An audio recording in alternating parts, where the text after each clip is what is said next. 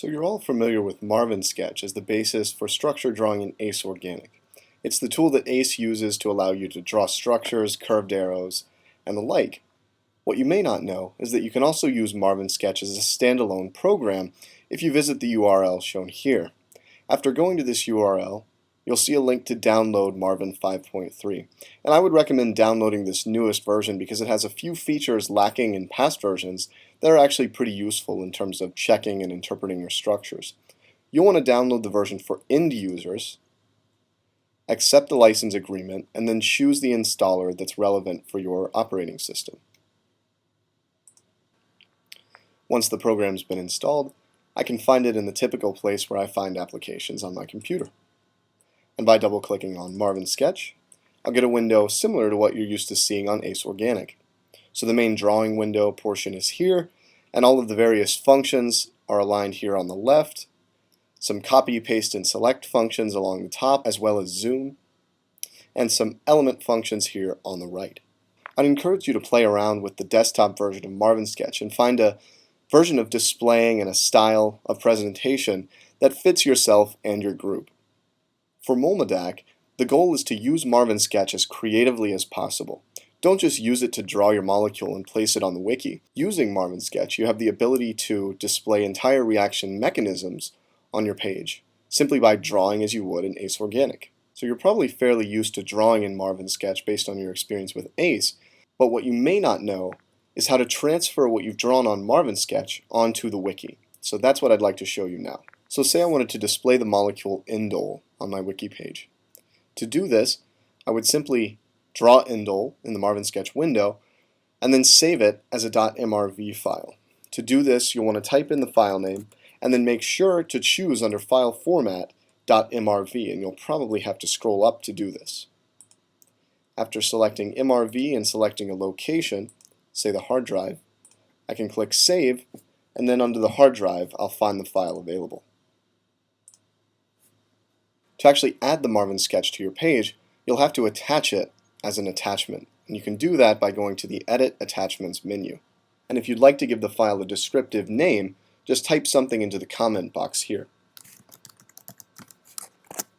You'll see the file highlighted in green upon a successful attachment. Once it's attached, you can then actually edit the page by going to Edit this page, and then inserting the MarvinSketch macro wherever you would like the MarvinSketch window to appear.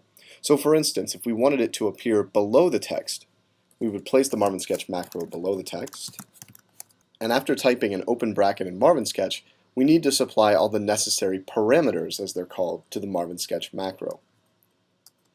The first parameter is src, and this is simply the file name of the MRV that you'd like to load. We called ours indole.mrv, so I'll type that here. You also want to specify the width and height that you'd prefer for your MRV. Indole is a fairly small molecule, so we can keep the width and height relatively small. And finally, you want to specify if you'd like a menu bar to appear on your MarvinSketch. After specifying these four parameters, you can close off the MarvinSketch tag, and then after saving, you should see your MarvinSketch window appear on the page.